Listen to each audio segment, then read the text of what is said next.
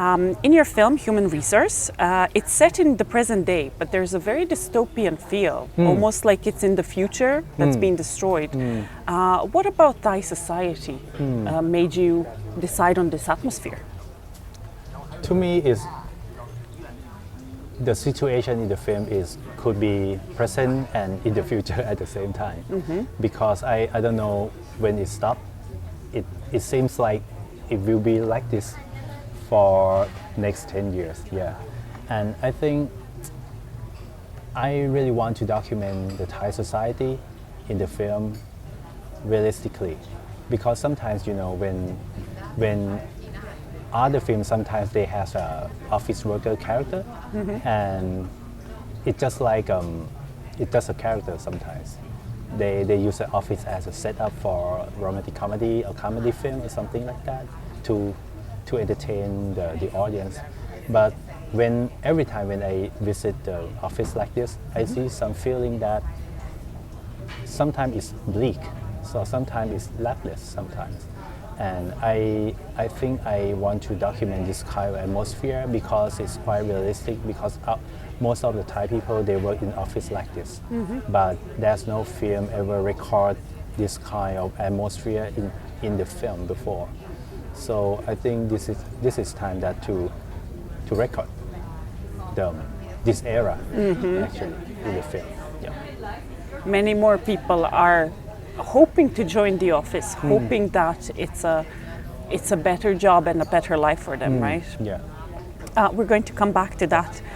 But before that, I want to ask you about a connection, let's say, between this dystopian office future, or present even, and your work as a director. Presumably, it's still not that heavy as in the office and feeling this, these problems and this responsibility even, well, not responsibility, but just the pressure so much. But there must be some similarities as well. How would you say that this sort of dystopian way of filmmaking or dystopian business world has entered filmmaking, and where is it still free? To me, actually, I'm a filmmaker, and a lot of my friends, they are the office worker. They always say that I have a lot more freedom because, you know, as a filmmaker, we have it's kind of independent guy who work anywhere, anytime. But actually, if we know us as a filmmaker for real, actually we have a lot of pressure. For example, like if you want to produce some film, you have to negotiate with the studio, or you have to find the budget, which actually has some conditions that you have to follow, have some pressure that you have, they might put some pressure on you naturally.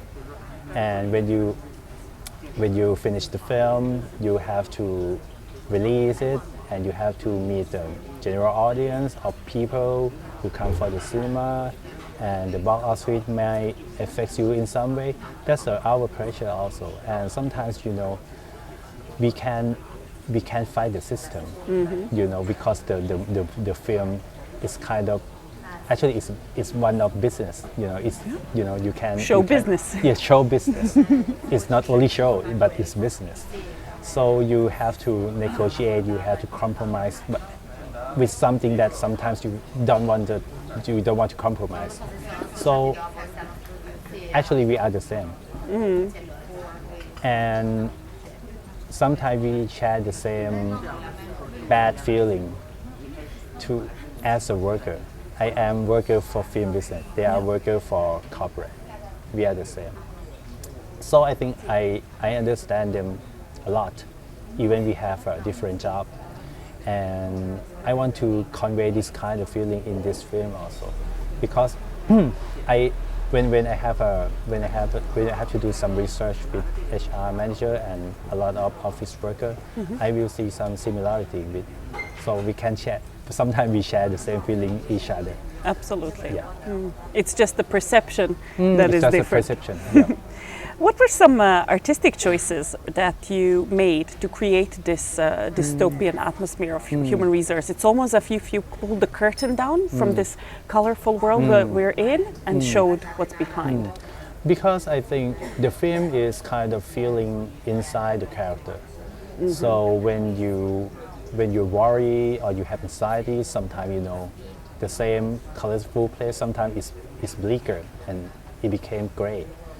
So I want to simulate this kind of feeling as a picture, as a visual, and at the same time I design and create a lot of sound to tell the feeling of the character. But those kind of sound is generated from the sound in real life. Sometimes it's from the news, podcast, or car engine, air conditioner, something. It's like Bangkok is quite noisy sometimes. They have the sound all the time, and nowadays people love to listen to podcasts all the time. You can watch the news all the time also on YouTube. It's 24 hours, and it's new behavior because everyone want to update themselves, want to improve themselves with listening to some life coach. Update was a good word there. Yeah. You need to update because you are afraid that you would be dumped from your office at any time. Because if you don't do it, other people do it, and they could be promoted and you could be dumped. This kind of anxiety comes to us quite silently.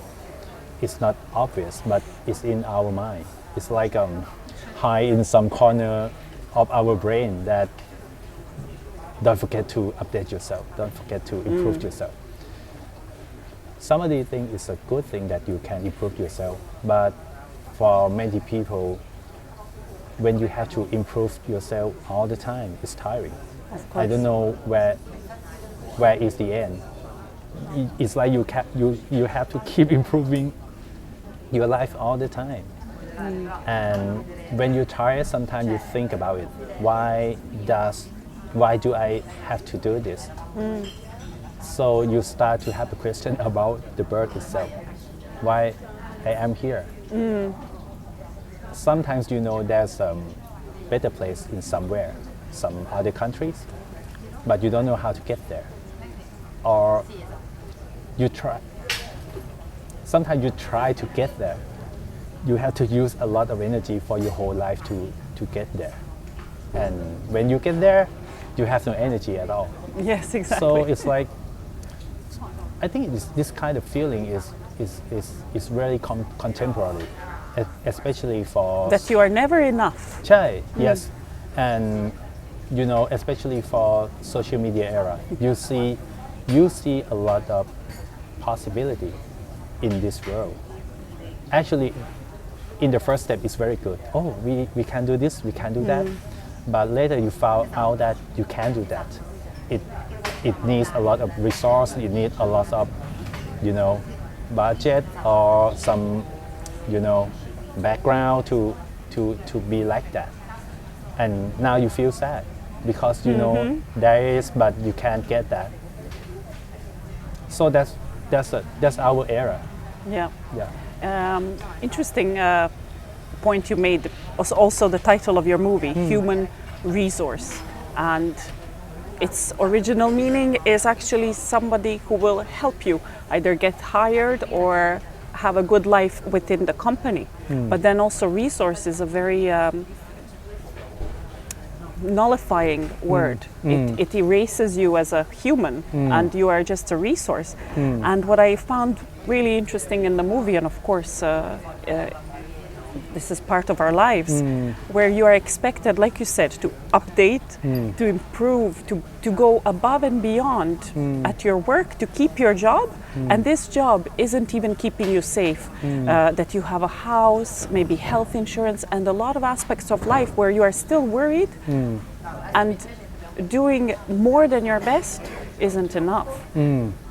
Yeah, it's like I said, because in this era it's like you see possibilities, so you can't get enough of it. Because when you got something good, or you have a quite good life, you will see that there's a better life.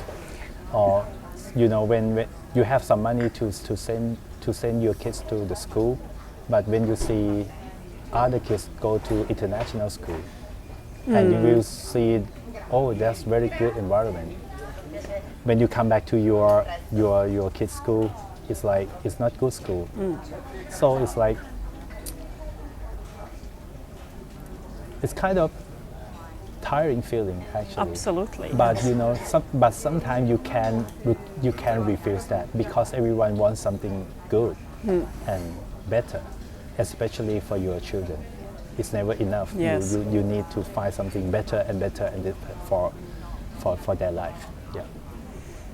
I really enjoyed your plot device, their confrontation with the motorcycle driver, because I can find myself in such a confrontation in daily life, and it seems more and more people make these meaningless confrontations a big thing, almost like this is where they feel they can react because in other aspects of their life they don't feel in control. Is this something what you wanted to show with this type of confrontation? Yes, I think this kind of confrontation is quite general for Thai people actually, because this kind of situation in the film it happens every day, and to me it's quite challenge to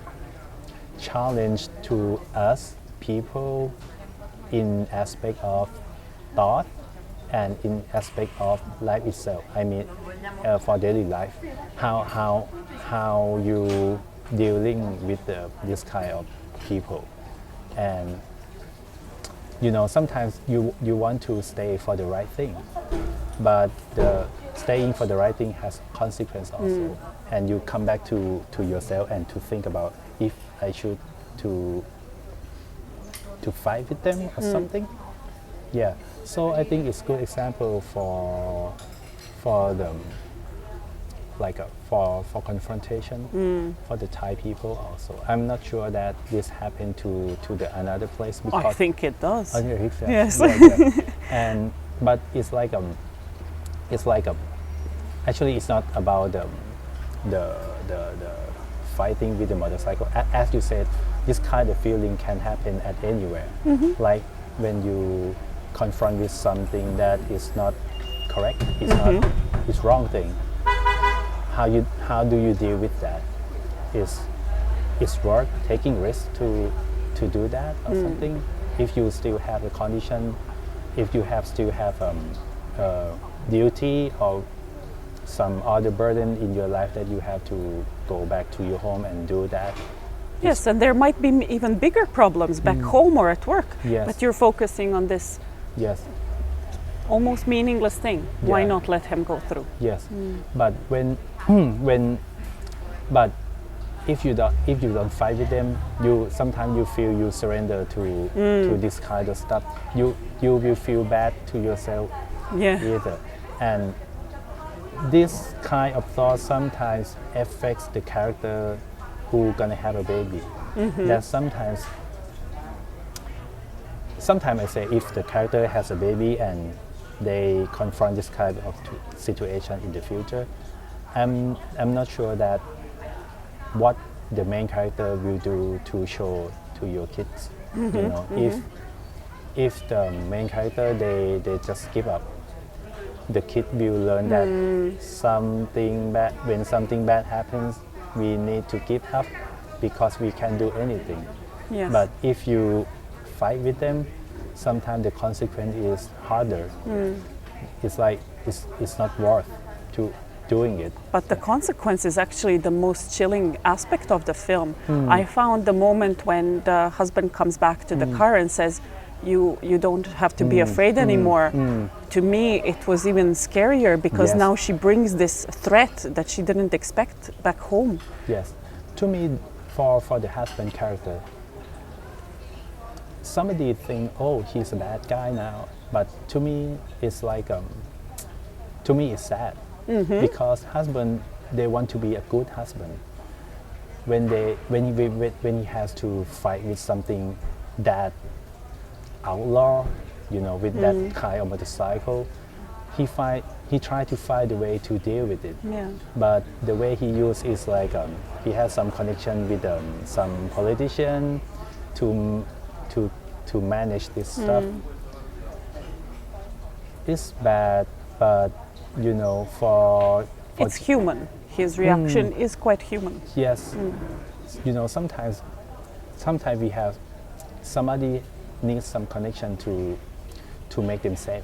They don't use connection for every situation, but it becomes that we need somebody who is like protect us in some situation, but it's not legal sometimes. You know, you have some personal connection with some politicians, but you feel safe if you have one. It's like a dilemma, little bit. You know, sometimes you might refuse it.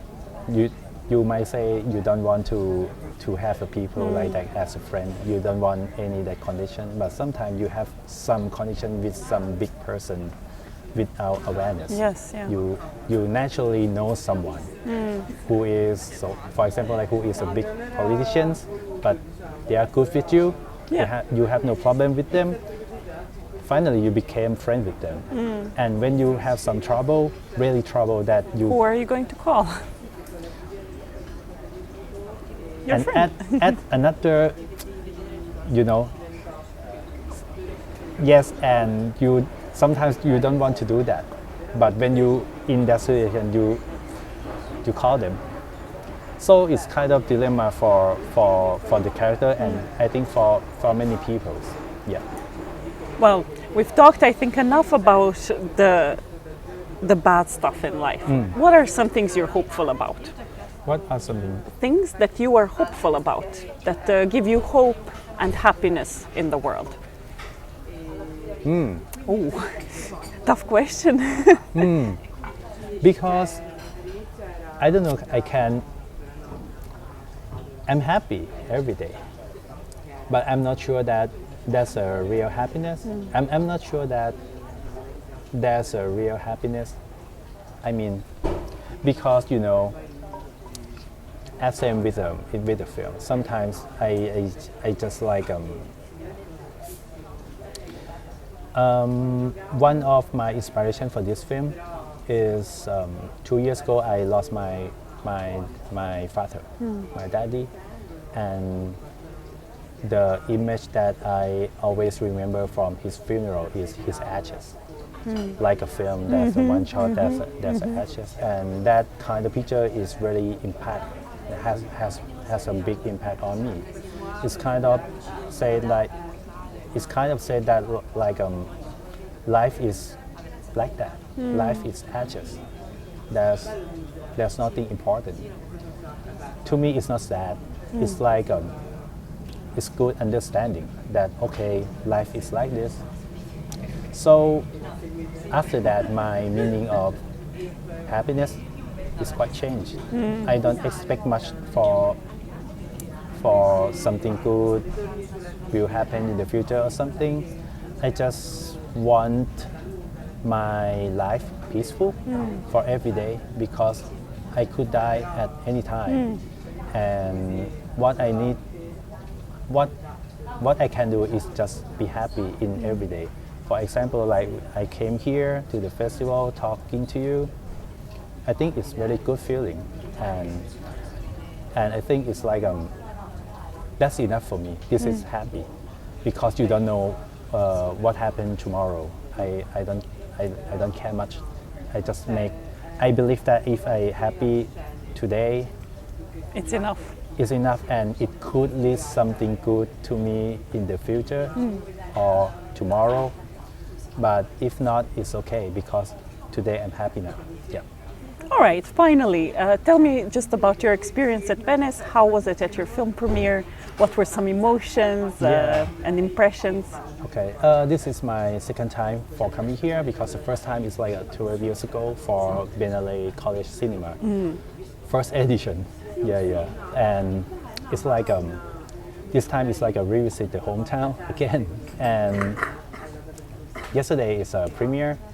I'm so happy that I can bring the all cast to be here, because I think it's important for cast, for actors to see the audience internationally, and it would be good experience for them.